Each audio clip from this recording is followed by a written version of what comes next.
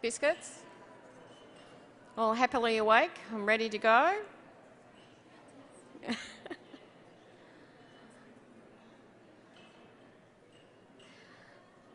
Well, good afternoon and thank you for coming to the presentation. My name is Wendy Cato and I am from Australia, obviously, as you can tell by the symbols behind me. I'd like to say that it is a pleasure to be here and I feel very privileged to be allowed to speak to you this afternoon. So I'd like to thank Kepler very much, they'll stop, very much for inviting me. So to start with, who am I? You're probably all sitting there going, well, who is this woman? You know, okay, so she came from Australia. Who is she and what is she doing here? I'm a recognition of prior learning specialist in Australia. I live in South Australia, which is in the central southern coast of Australia. I live in the driest state, in the driest continent in the world. They had a government project in 2008 to 2009 and I was appointed as one of the South Australian RPL mentors and our role was actually to assist training providers to improve their RPL practices. I worked on Mitsubishi and Bridgestone, Mitsubishi being the carb maker, Bridgestone being the tyre makers, and both of their plants closed down in South Australia, so collectively there was about 1,700 people made redundant. And to us, we're a small state, so that was, I don't mean geographically, but population-wise, that was quite significant. I've trained over 600 assessors in RPL techniques. I've travelled around Australia and I do that. And part of my role as the RPL mentor in South Australia was that I chose, there was a number of us, and I chose as my contribution was to actually train the assessors because I believe that one of the problems that we had was not that people didn't want to do RPL, they didn't know how to do it. So that was quite a huge intake of assessors, and some of those workshops are running on a regular basis around Australia still, and that's 3 or 4 years later. What else can I tell you? I've conducted RPL workshops in all of the major states of Australia, assisted over 1,000 people gain qualifications through RPL, and assisted hundreds of migrants gain RPL. So that's me in a nutshell, really. So, there's a lot of common things between Canada and Australia. First of all, both countries have the enviable reputation as places where people enjoy a high quality of life. We both have withstood the financial turmoil of the GFC and we've done it reasonably well. From what I'm hearing is you're beginning to feel the same effects that we're feeling. So we might have got out of one bit of trouble, but we could be heading into another bit of trouble. Each has significant resources industry, and you also have in mining and drilling, and I believe also a fairly significant agricultural industry. So, general statistics between the difference between the two of us. You've got 34 million, we've got 22. These are stats, the Australian stats are, I think they're about 2008. I think we're a little bit more than that, but only just. The area, you're a tad bigger than us. So we're not that far behind you. And your largest city, which is Toronto, which has 2.7 million, and our largest city is Sydney, which is 4.7. So there's a lot more people living in Sydney. Mind you, most people live in Sydney. That's where they all are. That's why we all go out to the country. The GDP, again, very similar. Weekly earnings, a little bit more. Housing, you get the prize on that. Right, geographically, as you can see, also we're very similar. Most of your people tend to live around the border, whereas most of our people live on the coast, and then both of our countries have these huge, massive areas of land in the middle that doesn't do a lot, really, for anyone. So we face the same challenges in terms of delivering training and RPL, in that we have concentrations of populations, but then we also have very sparsely populated areas outside of the major regional centres. So, the Australian vet sector, and I'm just going to briefly run through this because I don't want to bore you to death with a whole lot of regulation and stuff that we do, because I actually want to get into the case studies because I think you'll find that a little bit more interesting. So the vocational education and training sector, we call it VET, and is the education that prepares people for specific trades, occupations, carers, such as trades, crafts, carers at various levels from a trade. We didn't, before we had VET as such, in its own construction, people either went to university or they did a trade. And then we had a whole lot of people who were working and had left school early or whatever and just worked, and they had no recognition. And then we implemented the competency-based system about 17 years ago, and so we started to recognise people who worked in warehouses, who were managers, those sorts of things. And we created career pathways by creating recognition of various occupations. The craft vocations are usually based on the manual or practical activities, traditional or non-academic, related to specific trade, occupation or vocation. It is sometimes referred to technical education, and it was previously, before we called it VET, it was known as technical education. So, vocational education and training enables students to gain qualifications in all sorts of areas. The providers of VET in Australia include TAFE. TAFE is the public training provider, but it also significantly has an impressive number of private training providers. The bulk of the training in my state that's done in vocational education and training, so we're talking about apprentices and those other areas, is not done by the state. It is done by private training providers, and the largest ones and the ones that dominate the trade areas are the industry skills centres. They are not for profit and they are owned by the industries. So in Australia, the vocational education and training system is a national system, and it's taken a lot of blood, sweat and tears to get us to that stage, because like you, we have 7 states, you've got 11 provinces I think, we have 2 territories. Everybody wanted to be their chief, nobody wanted to be the Indian. So we had a lot of problems in 17 years, and we are just getting there, I would say. So all VET providers have to be licensed or registered. So you can't just open up a college and start doing stuff. You have to actually, there's a whole process. It's highly regulated, as I said. That symbol that you see on the bottom, the green and the red, that's what everybody has to stamp their qualifications with. And as soon as the training provider sees that, it doesn't matter where that's come from, which state. If a person walks in and says, I've got a certificate 3 in cracking eggs, you have to recognise it. So that's one of the part of the regulations, that everybody has to recognise everybody else's qualifications. You don't get to question it. The foundation of the systems are units of competency which are developed by the industry. So we don't get to develop them. We actually have a system where the industry tells us what they want us to deliver, and we don't get to argue with it. So if you're looking for, and I'm going to show you a quick look at competency, you know, what a competency looks like for us in a minute.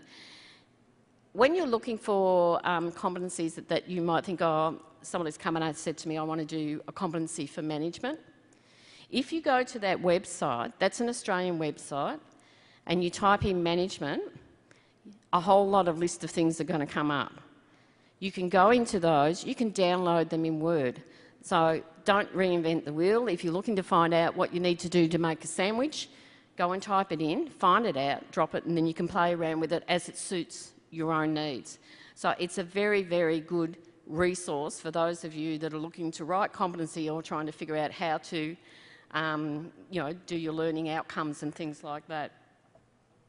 And let's go. So, can't even read that. Sorry. This is an overview of the system, and it's a very simplistic overview of what we have. We start at the top, and obviously we have the government because we have a national system. Then we actually have, I can't even see that, sorry. Let's have a look here. Oh, we have the skills councils. It's too small on there. Yeah, we have the skills councils, and remember I said they control everything, so we don't get a lot of say on that overall. It then drops down into Thank you. Industry training packages.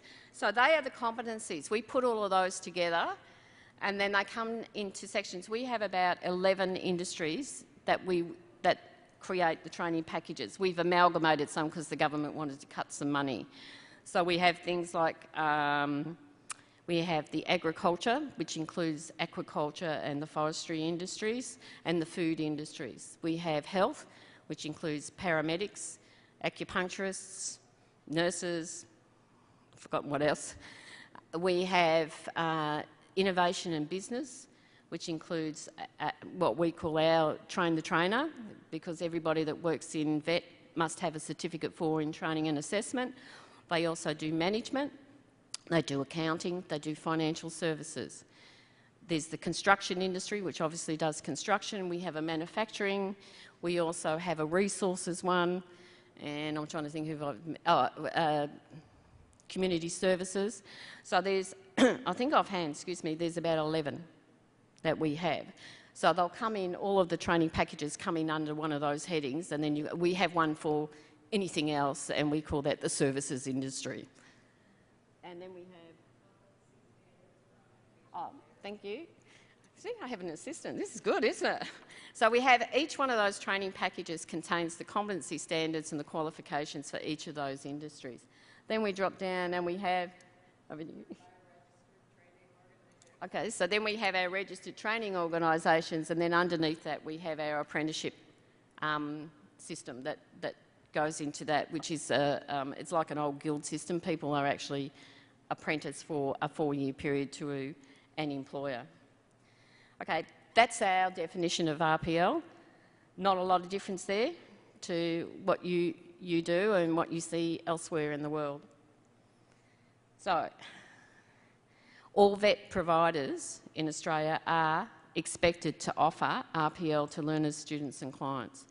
You have to have a reason not to offer it. That doesn't mean that some of them do it well. They just need to, under the law, they just need to offer it.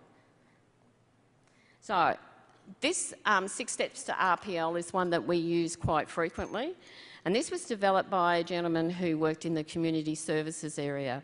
Some years ago we had some pretty horrific things happening in our aged care, and as a result it was decided that everybody that worked in aged care must have a Certificate 3 or higher in community services in aged care. When we looked at when this gentleman, whose name was Brian Spencer, looked at the aged care industry, what he found was they had something like 10,000 workers across Australia. Most of them were from a non-English speaking background. Most of them had not completed secondary education. And he said to myself, or he said to himself, you know, we're in trouble here. You know, I'm not going to have any workers because they're not going back to school. They're not going to be doing this. So how do we do this? So Brian actually put this model together, which basically is a common sense model, and that's why a lot of us use it. So what he said was, we believe in Australia that nobody should be undertaking RPL without a conversation. So we don't get people to put portfolios together before we've had a conversation with them. We need to have that discussion because we need to determine whether or not it's actually worthwhile them going through the process. And we've had instances where some colleges have set it up and they go, oh, I want to do RPL, and the college says, well, here's our RPL manual, which is like this, and we'll take $1,000 from you and you can come back to us. And of course that wasn't a very successful model. So we've gone to the consultation stage first. We then have a planning interview where we talk to them about what their electives are going to be, what we're going to do, what evidence we're going to need, and we're quite specific in the evidence that we require from them. This is not a generic thing that happens. We don't let them guess. We tell them, you know, we want 2 pictures of, you know, you making cakes, or we want, you know, to demonstrate 4 types of biscuits, whatever it is. It's very, very specific. And the reason we do that is because as an assessor, the last thing you want is a portfolio that is going to take you 10 days to mark, because that's a waste of your time and that's a waste of the student's time as well. So we're very, very specific about the kind of evidence we would like them to collect for us.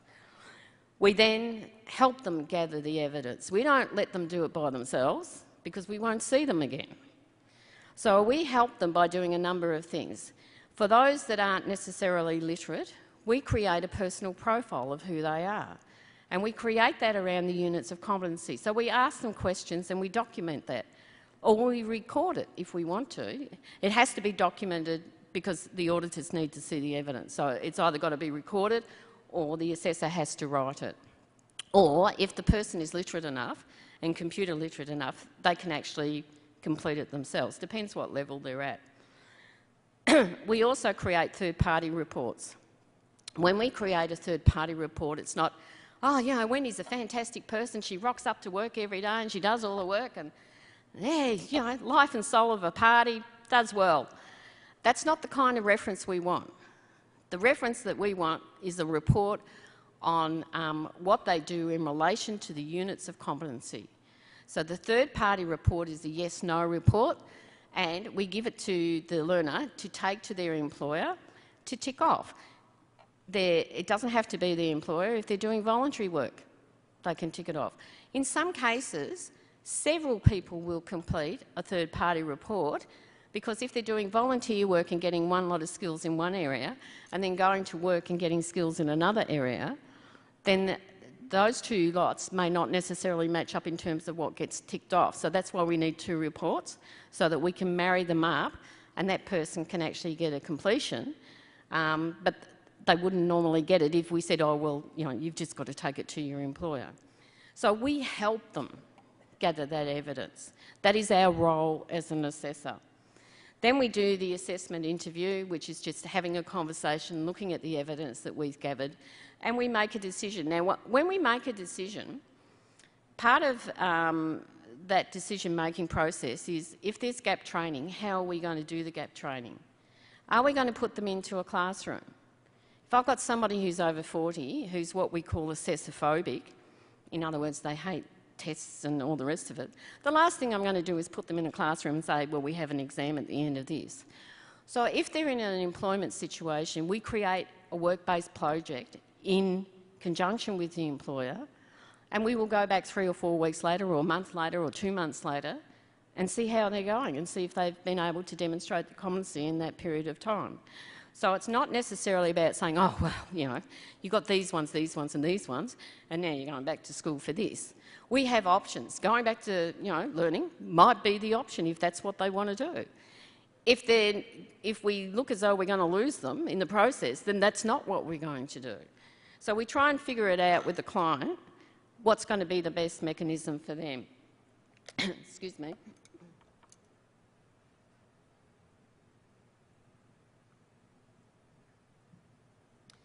We are highly, highly regulated.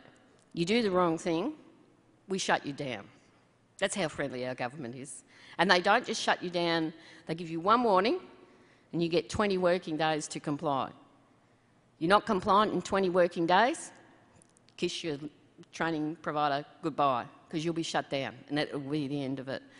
So, how does that work? Well, we have a whole lot of standards, and I can talk about that later, but what you're required to do is, you must have, in terms of RPL, you must have a process of RPL. You can't just say, oh, well, we do RPL. What is your process?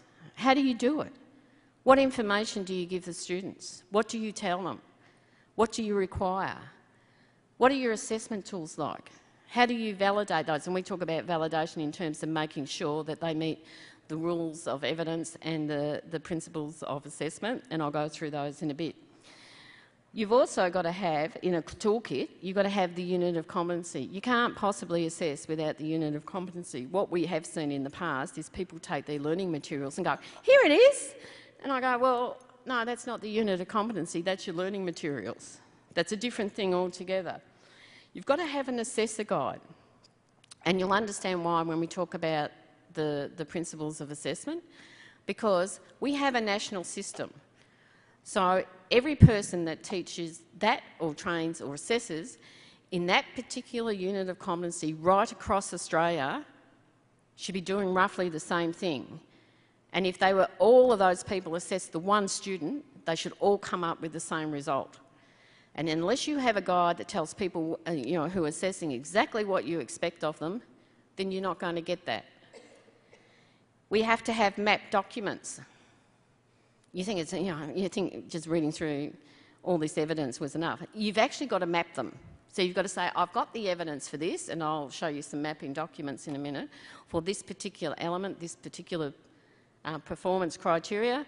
So we map back and absolutely make dead certain that our assessments meet the requirements of the unit of competency, and we prove that by mapping it. We have to have assessment instruments. They're like our tools. So that's your exams, your multiple choice questions. In the main, what it is for us, it's our third-party reports. We have challenge testing, which require observation sheets. So you can't just say to somebody, I want to watch you make a cake. You've got to have a list of things that you need to tick off while they're making the cake that you expect them to have done in that process. We've got to give the candidate information. We don't have any surprises in our system. The candidate knows exactly what they have to do. So if they're going to have to do a challenge test, we give them the observation sheet and say, take that home because that's what we're going to mark you on. If we, the personal profile questions, we give them those. The third-party report, we give them. There's no, when you walk into a classroom and go, like when you were at high school and go, surprise, it's a test day, and everybody goes, great, fabulous. We don't do any of that. That's not what RPL's about. It's about getting the knowledge from the person and getting them to demonstrate their knowledge and skills in that regard. And we have reports and sign-off sheets. There's always paperwork. Doesn't matter who you work for. So, the unit of competency. All RPL assessments, as I said, have to be mapped back to the unit of competency, and therefore all assessment tools must be mapped. Units of competency are used as the basis of the normal assessments as well as RPL. So if I'm designing an observation checklist, we would use that anyway in a normal assessment. So it's not necessary that when you're creating an RPL tool that you have to go out and do something different. We would use third-party reports anyway in a normal assessment.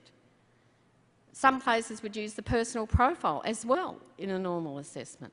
Some places will also ask for projects or evidence of, having created a report or created a document. So we're not necessarily asking for anything different from what we would be doing in a normal assessment.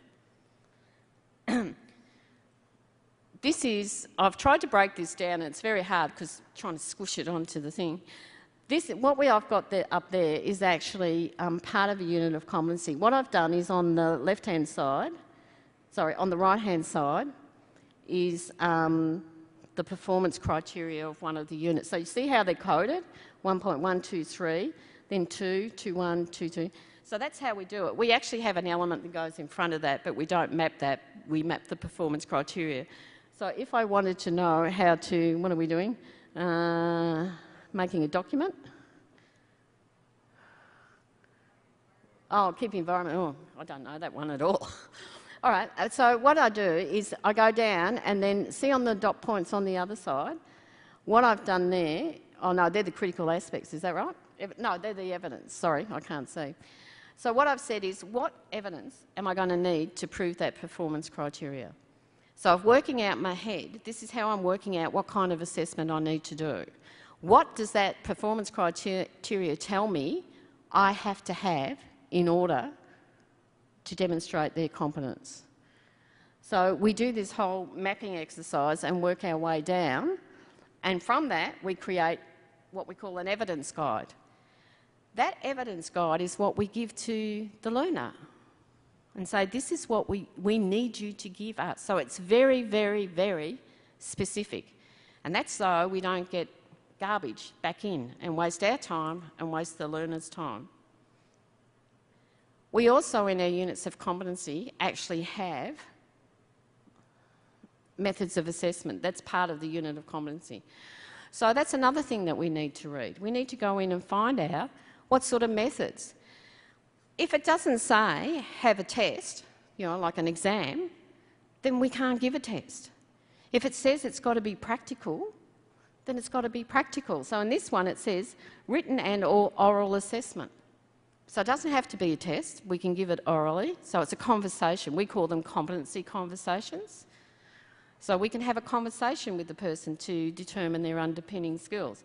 It also says it's got to be observed. So that tells me I've got to have a practical and I've got to have an observation checklist to actually demonstrate that they've gone through everything that's required that was in those performance criteria. It says implementation of appropriate requirement procedures and techniques for SAFE. So that means I have to get a third-party report. I'm not going to sit there for a whole month to see if they're going to implement something. Somebody else has to tell me that. That has to be from their employer. So from this, so far, I know I'm going to have some questions, I'm going to have an observation sheet, and I'm going to have a third-party report. It goes down and it says consistent achieving of required outcomes. How am I going to prove that? I'm not going to sit there for a month. It's got to be in the third-party report, doesn't it? I have to ask that person. So there's another question I have to put on the third-party report. Also says first-hand testimonial evidence. Well, that's my third-party report again. So the competency actually tells me how I need to assess the person. I don't have to sit there and guess. It says to me, so far, I have to ask questions, I have to do an observation, and I have to achieve, gain a third-party report. So that's how we break down our units of competency, and our units of competency tell us how we have to assess the person required for that unit. Okay, the additional evidence requirements. This is one where I've done, and we have the critical aspects. Not only do we have performance criteria, we have critical aspects. The critical aspects say to us, even if you have some doubt over the performance criteria, if you don't get the critical aspects, they don't get the unit of competency. That's the bottom line. So the critical aspects, and then what I've done is I've put in the units, the performance criteria, and again, what I've said is I've looked at those and said, this is what I need, this is the evidence that I need from the learner to give to me to prove that they're competent. If I don't get that, I'm not going to sign them off. So there's another one. Now what I've done there, sorry.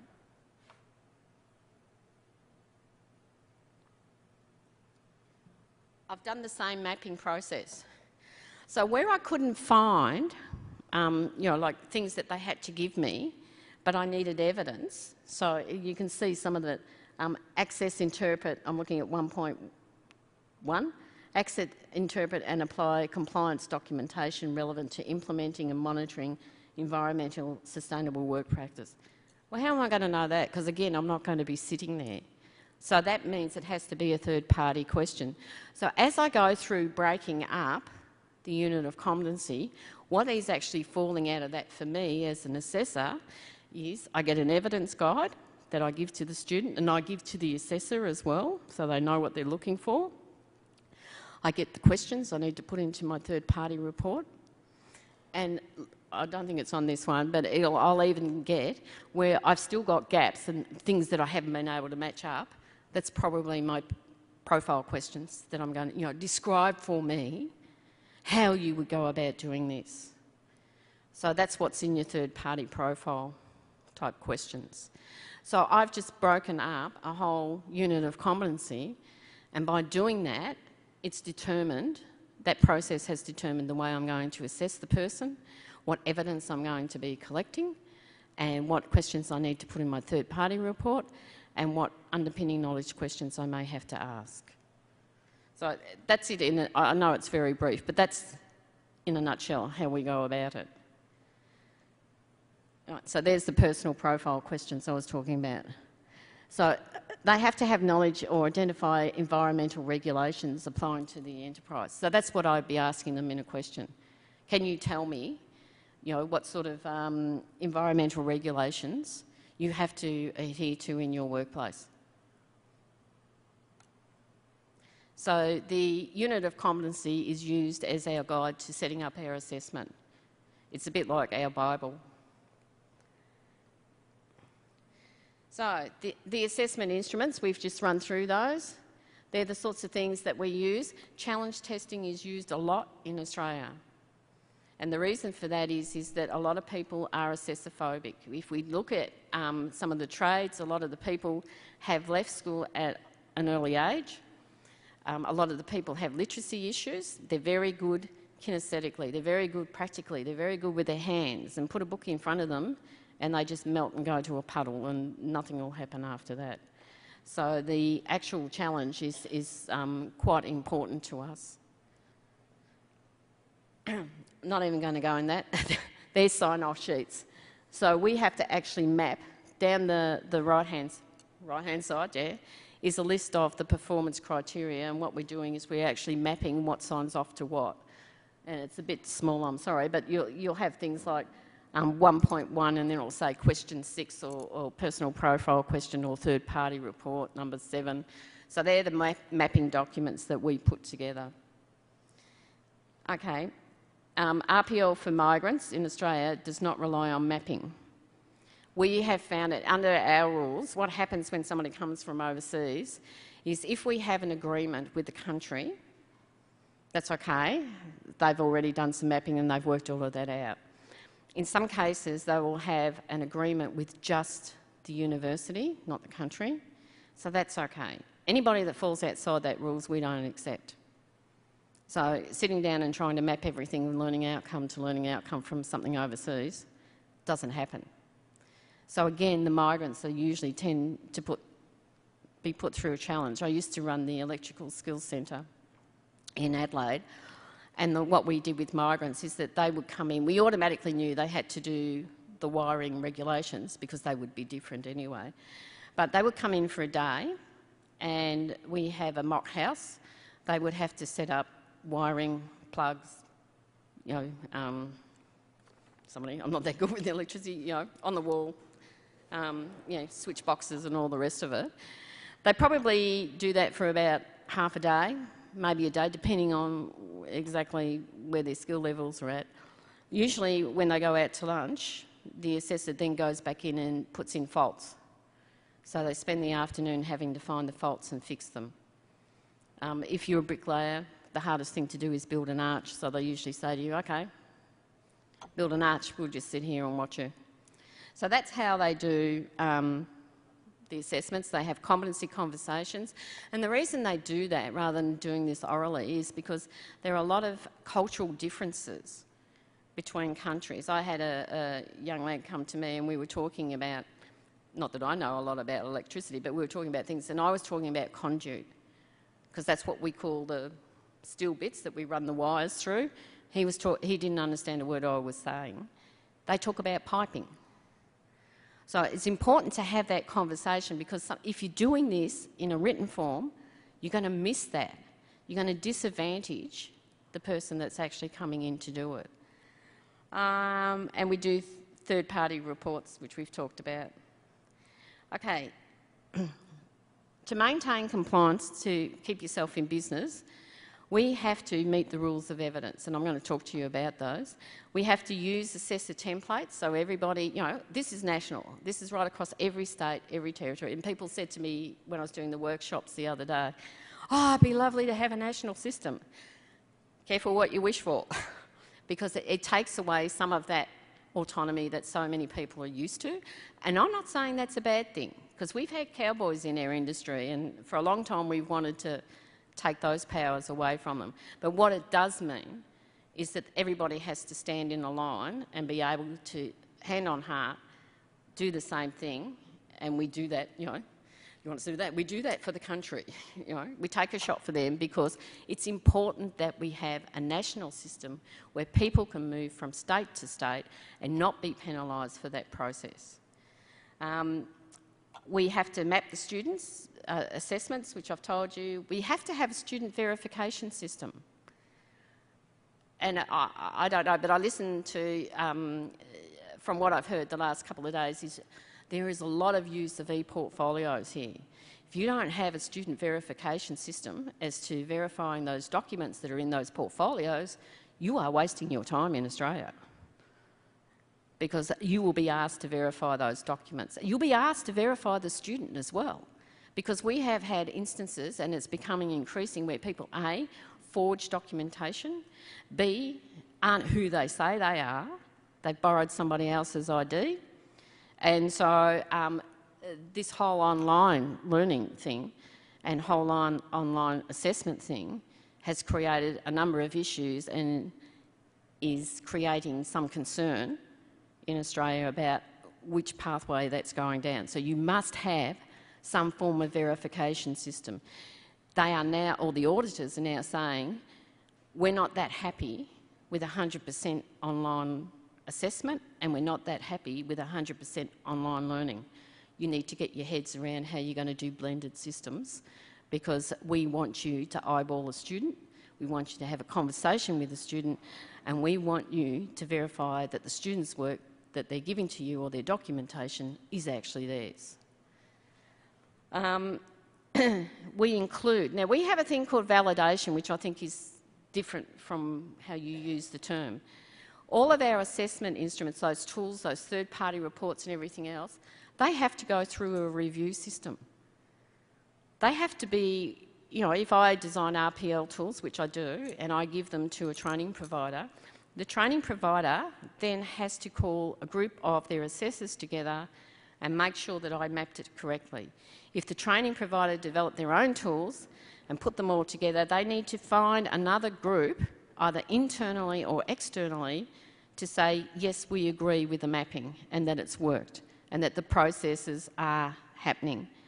Because sometimes you can't see what you don't know. So that's why they have that process in place.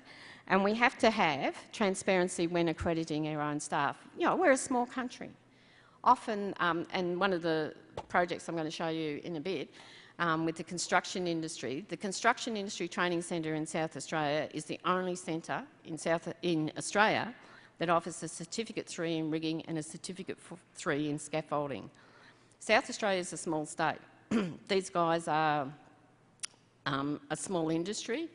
They have no paperwork. They walk onto a site because it's all casual work and they go, I'm Bluey Smith, you know, I'm Sam Jones. And they go, oh yeah, we know you. So when we went through this process of actually running, doing the process of RPLing, we had to be really, really careful because everybody knew each other. And not only that, the Construction Industry Training Centre, all of their assessors need to have a Certificate 3 in order to assess a Certificate 3. Now, they couldn't go to somebody else to get their Certificate 3 because they're the only ones in Australia that have it on scope. So that creates an issue. So, and this can happen quite frequently with regional colleges and things like that, where they need to, their staff need to have the qualification, but they have to give it to themselves. So they have to have what we call transparency, and that normally means that they have to call in a consultant like me, or they have to call in another training provider to actually do that validation, you know, that mapping thing that I said to you. They have to come in and do that to validate that they're making sure that people just aren't signing on their own staff because it's convenient for them. Okay, the rules of evidence that apply to assessments. We break our rules up. I've noticed when I was doing Anne's workshop, which was very good, on Sunday, yeah, Sunday, sorry, time lag, that you look at some of your things differently. We've broken up, we have the principles of assessment. In other words, what are the guiding rules in regards to assessment? The first one is it's got to be valid. So if I'm testing you making a chocolate cake and you make an orange cake, there's a lot of similarities, but you don't get it because it's not chocolate. So it's got to be a valid assessment. It's got to be sufficient. So I can't just take an exam as being sufficient because that's only one method. So it's got to have a bit of depth. The assessment has to have a bit of depth to it. It's got to be... Oh, sorry, I've gone back, sorry. Yep.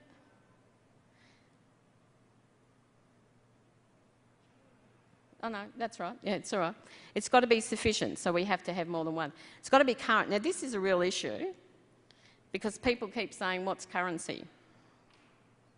And I'll just run through this way. So that was validity, which I kind of covered before. So that's asking what's in the critical aspects. You have to at least meet what's in the critical aspects. Sufficiency, do you over-assess or do you under-assess? Now, that's a huge issue because some people are very precious about their industry, and so The unit of competency might say you need to do this much, and they go, nah, you're going to be doing this much. So sufficiency is about having a number of methodologies of assessment to actually prove. It's not about putting people through hoops. So, next one. Currency. Who defines currency? Some colleges in Australia, mainly the government ones, they decided that currency was between 3 to 5 years. As we were discussing in Anne's workshop, I could have a stroke tomorrow. So I wouldn't be current tomorrow because I wouldn't remember a thing. But I could go in according to that rule and say, well, I'm still current. Currency is a conversation. You know if somebody's current. Apart from competency conversations, which is the correct term, we often call them duck conversations. So I have a conversation, I quack, you quack back, and if you do the quacking right, then I'll know that you're a duck. So we have these duck conversations, and that's one of the best ways of actually proving that you are current. Authenticity, and we spoke a bit about this, you know, is the person who they say they are? Because we've had a lot of instances where they're not. Is the evidence that they provide, is that the person's? And one of the ways that some people have traditionally tried to prove that is by having statutory declarations where you take them to we call them justices of the peace, and you take them the copy and you take them the original and they stamp it and it's all very official. Yeah. All that proves is that the piece of paper that you took to that official is identical to the one that you said is the original. It doesn't prove that that person is that person. It doesn't prove that they've actually done that course or anything else like that. So we have a system, all of our parchments are numbered. So the way that people are tending to get around that now is they actually ask the student to sign a release, and they will ring the person that, you know, the college that issued the parchment and said, I've got a parchment in, you know, John Smith's name for this qualification. Can you verify that? This is the parchment number, can you verify that for me? And that's how they're going down that pathway now. Because we've had instances where we had the parchment number, the name's right, but the qualification isn't. They've changed it. They've just added one on the list while they were going there. So yeah, we have to do verification as well. We also have the principles of assessment. Again, it's got to be valid. It's got to be reliable. That means every assessor in every state that is assessing in that unit, if they all assess the one student, will come out with the same answer. That's what we call reliability. And that's why we are so pedantic about what's in our tools, because there's no personal judgment that can override that, because if it's an observation, did they do this? Yes, yes, yes, no. Third-party report, did they do this? You know, so there's no subjectivity. The main subjectivity would come in the oral questioning, but even then we have guides as to what we expect for answers. Is it fair? You know, that's a big thing for us. Is it fair? If somebody can't speak English or if somebody can't read and write, is it fair to give them a 6-hour exam? No. And it wouldn't be allowed, and they'd be allowed to appeal because we have an appeal mechanism as well. Is it flexible? So if I turned around and said, look, you know, I'm going into hospital next week for an operation, I can't possibly do my assessment, and you go, well, hard cheese, come back next year. That's not flexible. So we are expected to do assessments at a negotiated, convenient time. It's not a case of where, well, we're only doing assessments once a month and it's between 3 and 5 and it will always be on the last Friday of the month. We can't work like that. We're not allowed to work like that. Okay, well, we found out when we were doing our RPL mentoring thing was that the problem with RPL in Australia was that we were letting the clients or the students, we were abdicating our control of the process to them. What we found was that they didn't know what they were doing, so therefore nothing happened.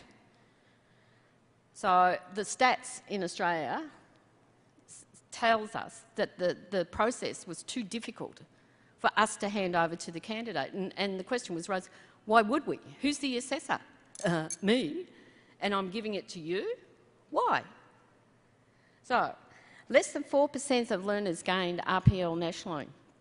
Less than 2% were at Certificate 1 and 2 levels. So Certificate 1 level is virtually we don't use. It's mainly kids who are at risk. Certificate 2 is what's done a lot in the schools, and only 10% of people at a diploma level actually got RPL. And one of the main reasons for that was because RPL prior to that was all paper-based or document-based. And these people didn't have access to documents. When you're a casual worker, you don't have a job description. You don't get, if your boss gives you some on-the-job training, he doesn't give you a certificate for that. So they really struggled under the paper-based system, which is why we've moved away from it and said, look, sure, if you can get a video or something like that, fantastic. But we need to see you do stuff. We need to have a conversation with you. And so that's primarily, in many ways, how we do RPL. In 2008, 2009, they were the figures. Since then, we've gone broke, so we haven't got any new figures, so I'm sorry about that. I don't know where we're at.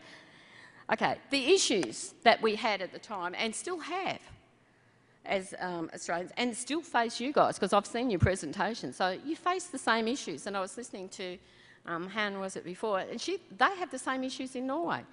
Look, we have injured workers. These injured workers have skills. As soon as they're injured, they can't do their old job, and particularly if they're over 40, they don't get back into another job, and yet they've got all these skills. We have mothers returning to work, and they've been out maybe 4 or 5 years, and all of a sudden, they are having trouble getting to work. We have people over 40, and we've had a lot of, labour market adjustment. We had huge droughts, which you probably heard about for about 10 years, that just killed much of the agriculture centre. The sector just went broke. And so we had all these people who'd been on the land for many generations being forced off the land who had no formal qualifications. Redundancies. Can't open a paper in Australia nowadays without seeing every day some company closing and hundreds of people going out of work. Refugees. They come by the boatload to us because we're a little island. I don't know, they must like the sea cruise or something, but they come in, by the thousands. These guys have skills, and we're not recognising them. And yet the Australian government says to me, oh, we've got a skill shortage. And I'm going, no, you don't. You actually have a recognition problem. I don't get what you don't get. Because we actually have, and I know because I see them all the time, we have people who have all of these skills. We also have a shortage of youth because some of us just weren't good enough and we didn't breed. What can you say? The government actually, we had the government, well, we've now got the Liberals back, but before, when the Liberals were in about, I don't know, 4 or 5 years ago, the Treasurer actually asked all of us to, because most families in Australia have 2 children, and he asked us to have 1 extra for the country. Didn't go down too well, but so we have a shortage of youth. The problem with that is when kids leave school, and we make them go to year 12 now, they're bored to silly, half of them, and then we send them to university. What's the first year at university? In Australia, it's almost a repeat of year 12. What a waste. And they leave university in droves. Something like 50% of kids leave university after their first year. That's how excited they are about it. Then these kids go off or try and get an apprenticeship. In an apprenticeship, in the traditional trades, what do you do in your first year? Well, you go and get lunch and you sweep the floor. And we wonder why we can't get kids into apprenticeships and back into uni and back into, some form of education. It's because we're not engaging them. We're boring them silly.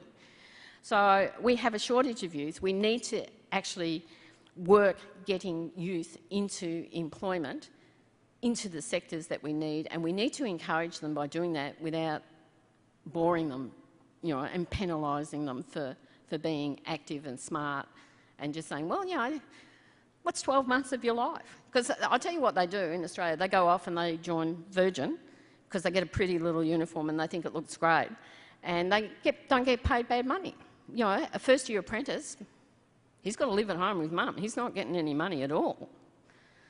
Okay, and we talked about all the rest of this, older workers, skill shortages. as I said. So how do we use RPL as a workforce development tool? Because that's what we use it for. Okay, National Pharmacies is a large pharmaceutical, it's a large, I think you call them drugstores here, chemists, pharmacies, 10,000 workers around Australia. They were using outside training providers and said, you know what, this is all too hard, because we do all of our own internal training. We're there with them on the job, so they created this system where people went to work, they mapped all of the competencies, and at the end of their period of 2 or 3 years, they actually got a Certificate 2 or Certificate 3 in their pharmaceutical qualifications. That saved the company, and we're talking 2008 here, I think, 2009, $1.6 million. Because they weren't sending them off the job, because they were recognising what they were doing on the job, and they're still going down that pathway. Mitsubishi was the case that I worked on, and some 1,000 workers were made redundant. Their original qualifications were in automotive. Not much good to them nowadays, except for wrapping up their lunch, I guess, but, you know. So when they were closed, it was interesting because they had two sites. One closed 3 years before, and when they did a survey, 70% of those people were actually, you know, unemployed 2 years later. In this particular one, because the feds were funding us, the RPL mentors were around, so we were called in with some of the training organisations, and we took people, there was a mapping that took place, and we found that you could take people from automotive into engineering. It wasn't a huge leap, it actually worked quite well. So engineering is more transportable than automotive. We also found, if you understand how the car industry works, they make their own models and cars. That's all done in-house. So they have projects and they do costings and they make all their dies and everything else that go with it. So they also ran teams. So we also found that with the group that I was working with, most of them got a certificate for or higher, so we could talk about diplomas, advanced diplomas, in management. We also looked at what they were doing in terms of their projects, and we also found that most of them got a certificate for or higher in project management. We, at that stage, were having the Destroyer project start in Adelaide, and they were struggling to find workers. That's to build frigates and things like that to sail and go and pick up all the refugees that are coming. So, of the people who were made redundant in the second lot, 70% of them who, you know, and these are the guys that had the RPL intervention, 70% of them within 2 years were working, as compared to 70% of the other lot who weren't working in 2 years' time. So it's quite a powerful tool if you want to use it as a workplace development intervention when that type of arrangement happens. So, is that it? Yep. So, yes, I'm still, am I on? Oh. I'm hoping, I'm sorry, we're probably going to run a bit over time.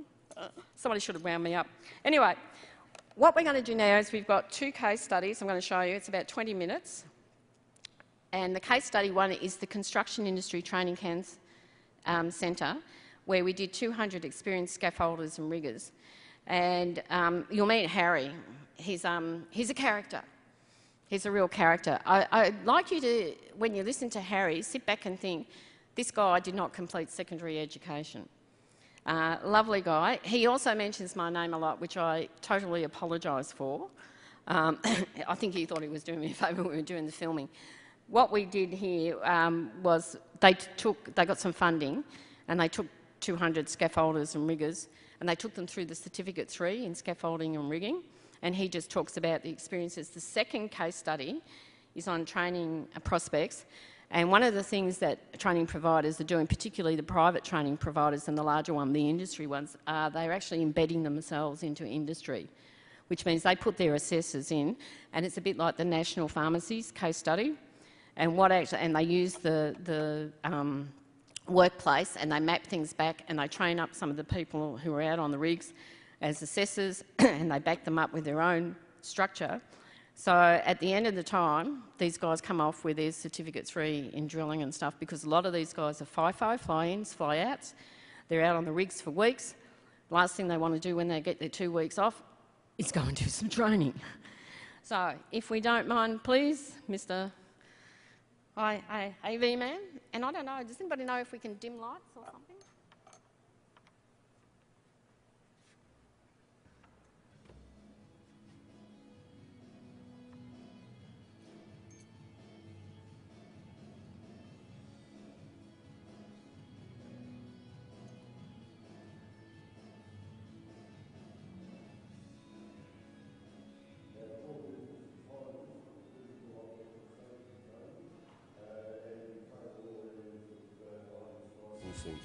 Including dogging, rigging, scaffolding, all the cranes, hoists, etc.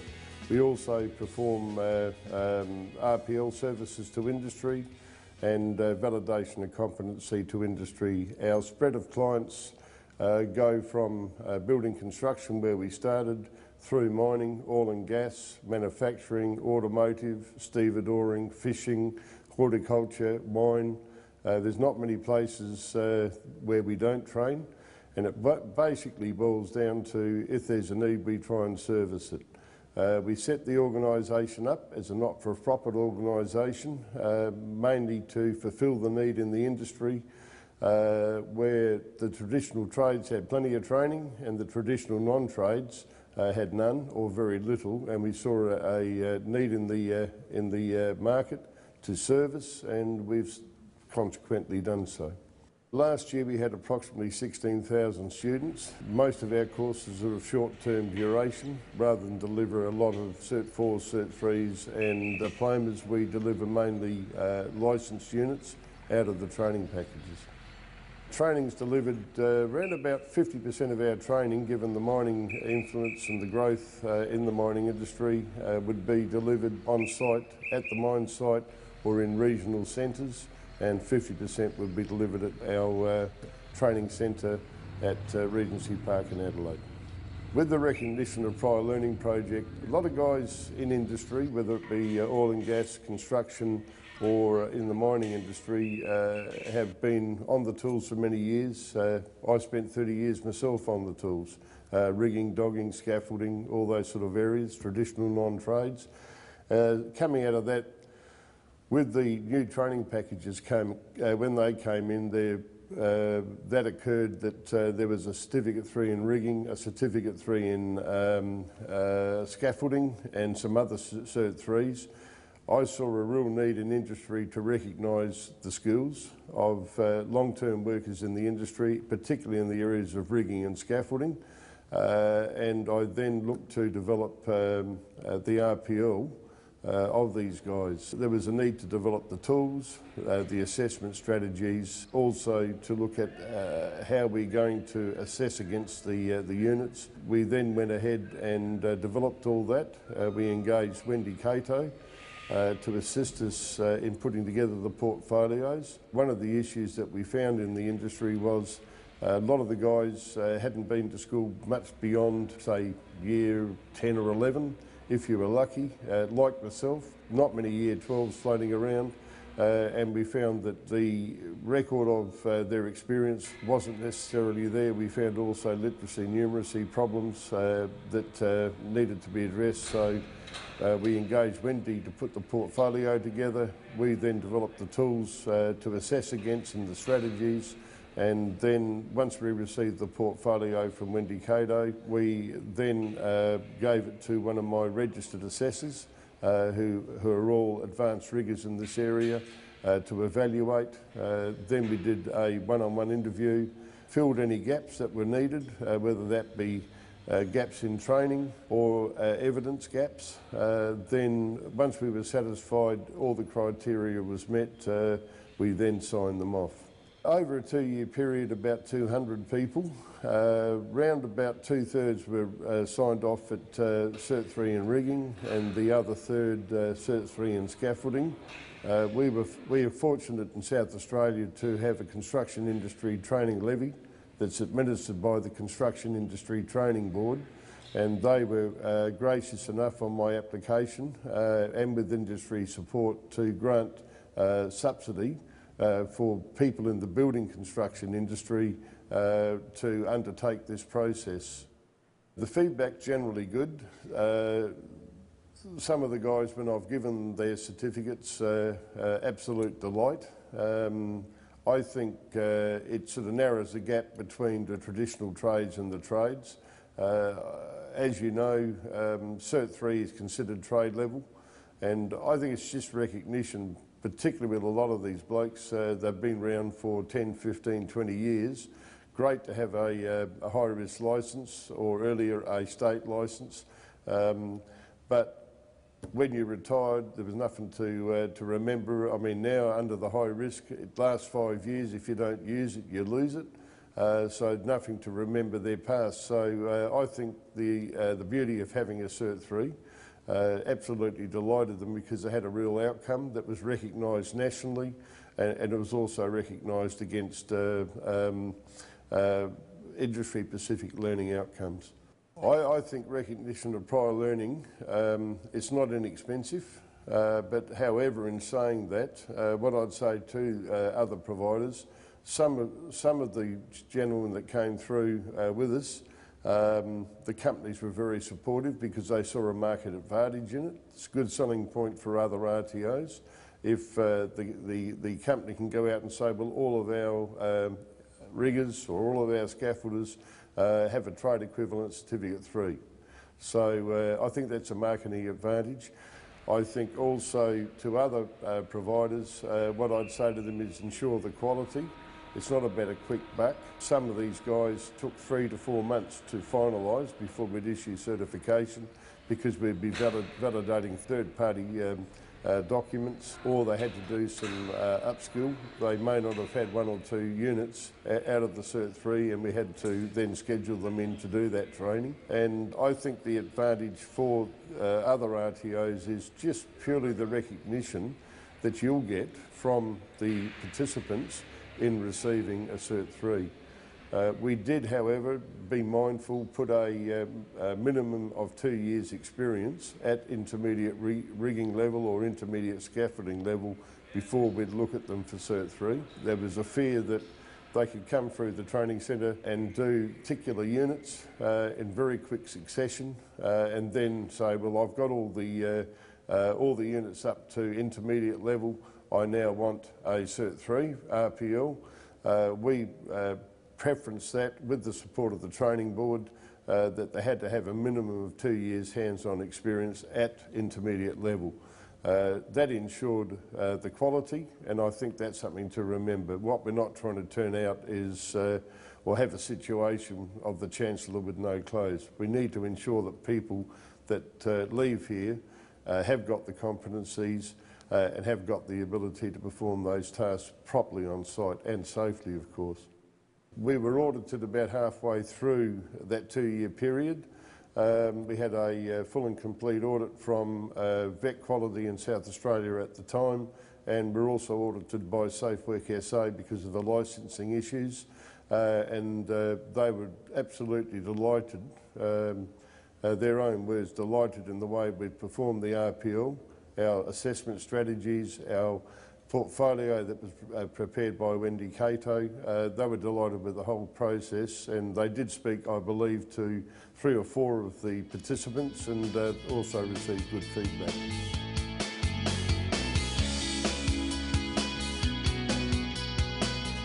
As a registered training provider, we primarily offer training in the area of traditional trades, including construction, plumbing, electrical, painting and decorating, mechanical engineering, fabrication, and then we offer a range of management, business and occupational health and safety courses.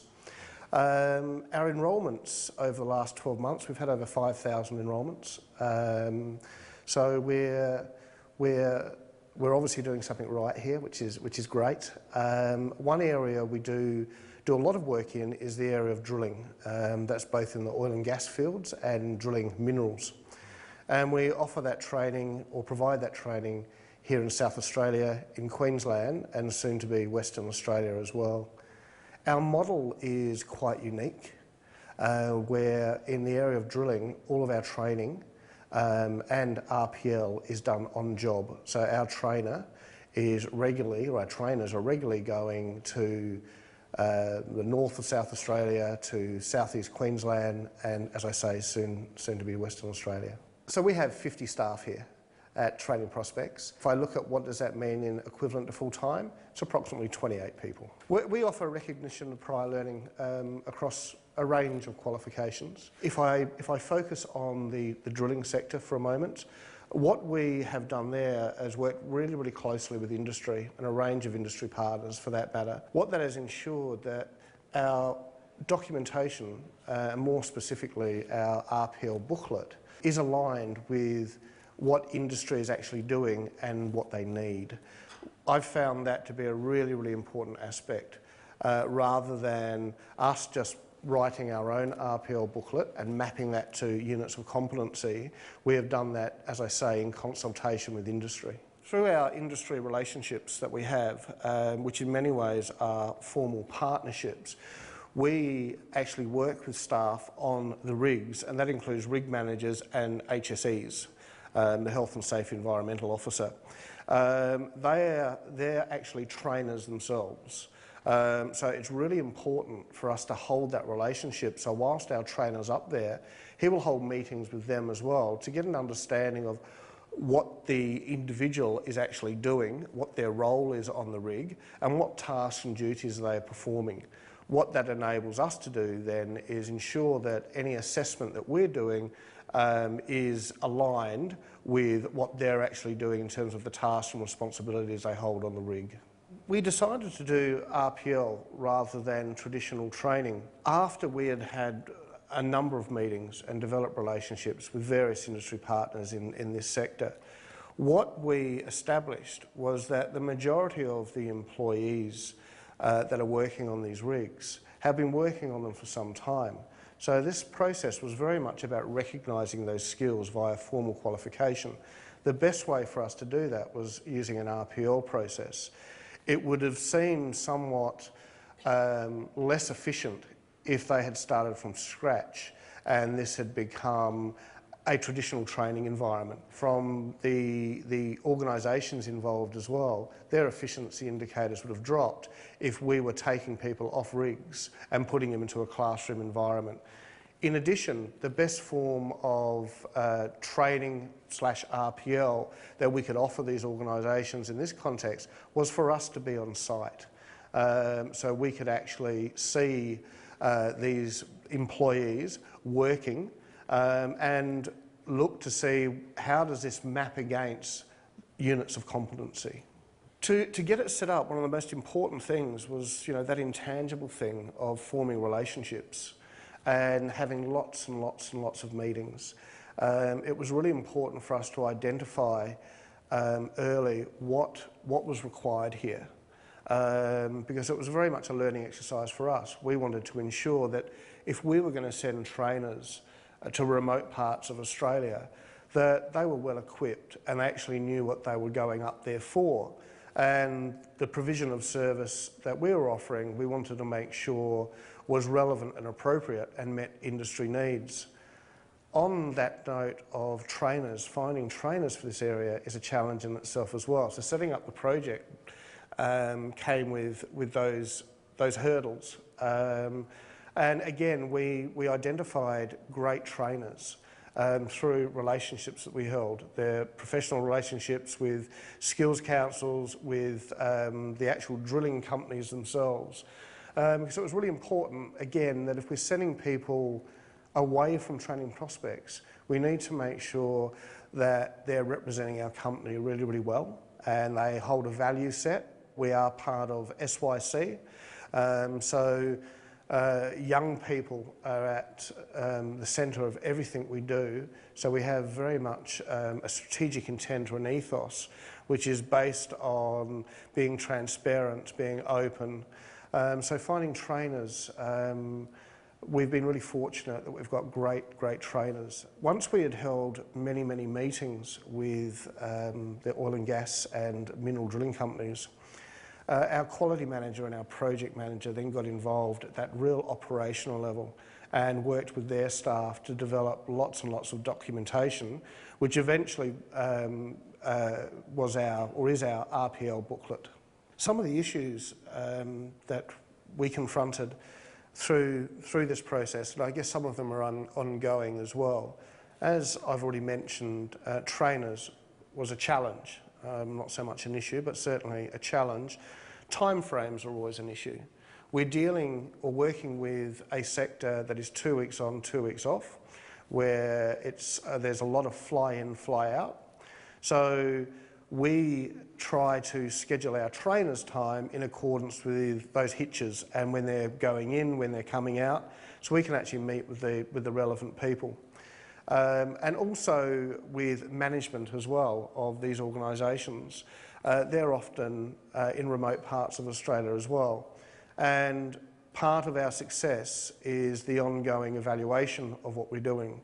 And we can only do that in consultation with industry because they helped us pull it together. So there are a couple of issues that, or challenges which are ongoing, but we continue to work through those. The benefits to training prospects, first of all, Queensland and soon to be Western Australia, those have been a great benefit for us because we want to grow, and growing in this area, and it's a growing area, is fantastic. What it also enables us to do is learn more things. We're sending our trainers to various parts of Australia. That takes them out of their comfort zone. At times it takes me out of my comfort zone because when a trainer is in Queensland somewhere, I'm not in control 100%. But that provides great reward as well, and that reward by way of our trainers growing professionally, them developing relationships, but also being a conduit for us to develop new relationships as well through them. From an industry point of view, the benefits are at that efficiency level. We're going on job on those rig sites, so there isn't downtime or massive downtime for those employees, as opposed to them coming here and sitting in a classroom.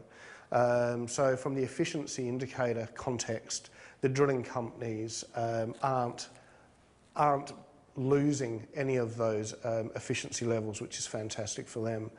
It's also about losing any of those efficiency levels, which is fantastic for them. It's also about, from an industry point of view and an individual point of view, about recognition of those skills. That many of these men and women that work on these rigs have been doing so for a number of years, yet have no formal qualification. So for us to partner with industry, to be able to provide a formal qualification through a really robust RPL process is great for those employees, which in turn is great for the organisation involved because it helps them with their retention of staff as well. Given what we're doing with RPL in the drilling sector, and acknowledging the point I made earlier that we will offer RPL across all of our qualifications, we're currently pulling together an RPL framework for the licensed trades, those trades being plumbing and electrical.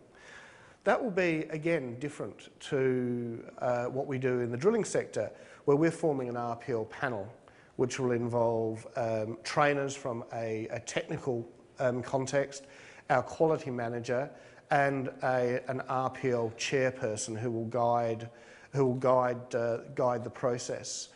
So that's going to be a whole new market for us as well. We're currently working with a range of overseas plumbers that have arrived here primarily from the United Kingdom, where they hold a UK qualification, and we're working with them towards gaining an Australian qualification in that area. Professional development is ongoing for our staff, and I just won't single out the drilling area there. On a monthly basis, so once a month, we hold a professional development day here at Training Prospects for all staff. That's all training staff, all management staff and all general staff as well. And we'll have a range of speakers in to come and talk about various topics ranging from customer service through to Australian standards in the technical area. What we also provide for our training staff is the opportunity for them to attend conferences, forums, professional sessions, where we believe and they believe that there is a professional development opportunity that's relevant and appropriate for their area. My advice to other RTOs, if they're going to move into this RPL field, is it's absolutely imperative that you work with industry and other relevant stakeholders. Those other relevant stakeholders might include the regulatory bodies. It's really, really important to consult and keep consulting and remain flexible with your own approach. Don't be too rigid and go in there with preconceived ideas as to how this is going to look, because it ends up looking very, very, very different.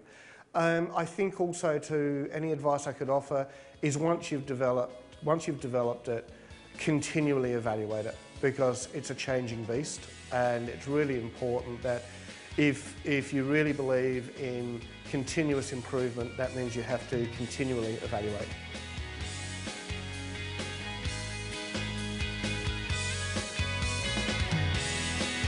I'm very conscious that I've run incredibly over time and probably going to be in lots of trouble. I thank you for staying. I'm not sure, is there a group supposed to come in here after this, or no? If there's not, I'm happy to stay here and answer any questions you've got, but please, thank you for staying the extra time.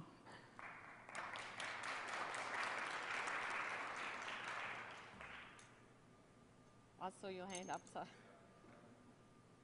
you have to speak up. Yeah. Oh, come on.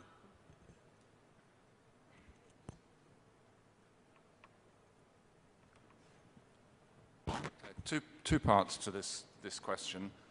Firstly, you said all training providers have to offer.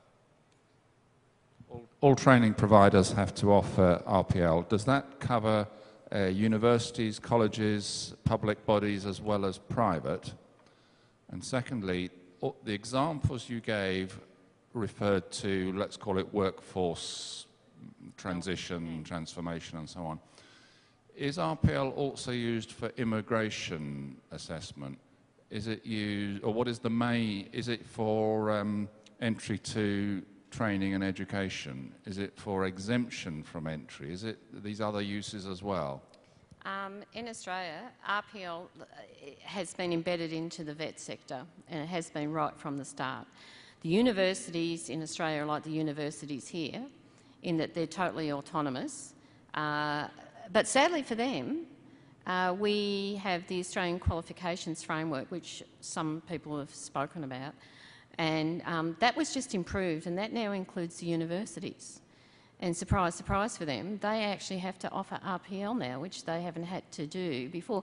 Not only that, because we're such a compliant nation, they also gave them some auditors, which they've never had before.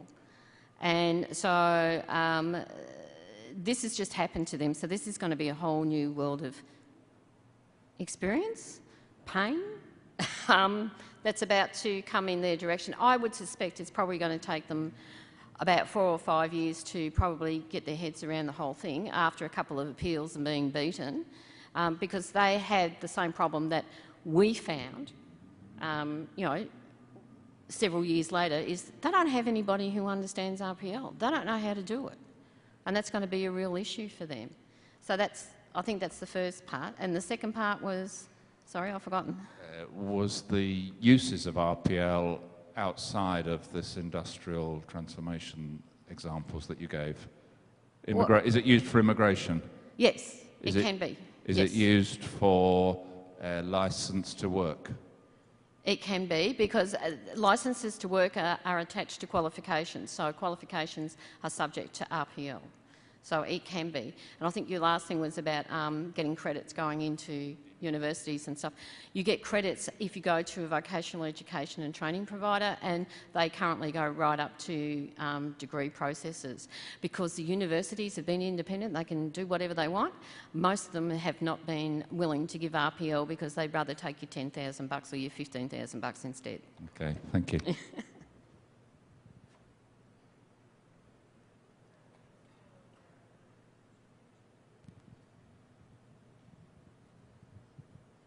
This way.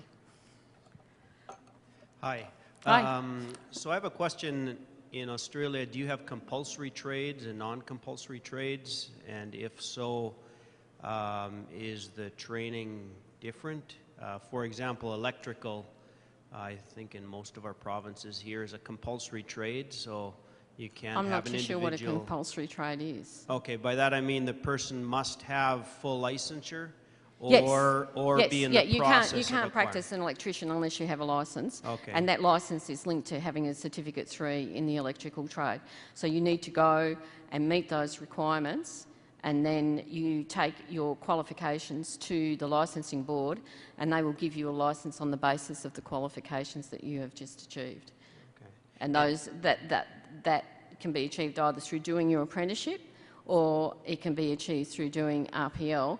Probably more difficult through doing RPL, only because they will probably get parts of it but not all of it because of the actual practical requirements that are inside the qualification.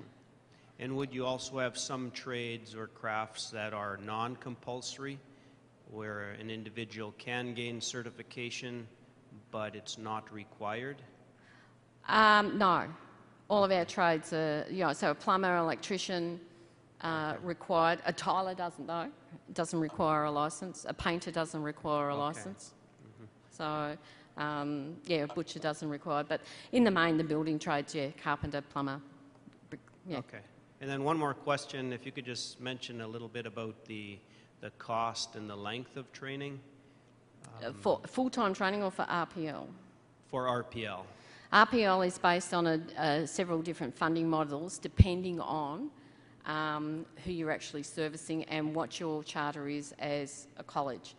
Community not-for-profits tend to charge lower because a lot of their people can't afford it.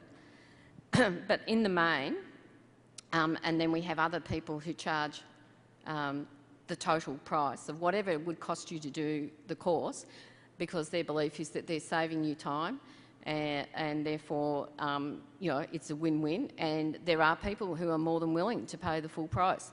On average though, RPL would be, in the trades, RPL is charged out on an hourly basis, so how long it takes you to do that.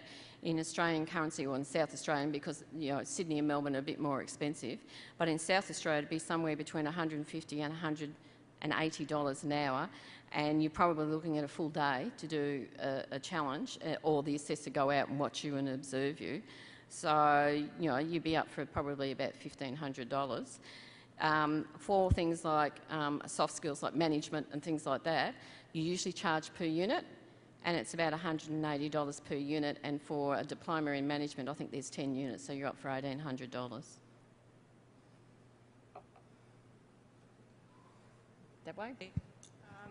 Could I just ask you, I had some of the similar questions about paying, so you haven't really seen that amount of money, say $1,500, $1,900, where a couple of things we saw up there, that hasn't particularly been a horrendous barrier for people? Are there any like tax credits or subsidies for people to do that? That's the first question. And the second one is, a couple of times there was mention made of an RPL booklet. Is that specific to you people, and what is that? And could we get an example of that? The RPL handbook is what training providers are required to give to the client to explain the process of what they're about to go through. So that's what he's talking about, an RPL handbook. So every single training provider has a different handbook because it depends on the process that they use. And sorry, I forgot the first question, Judy.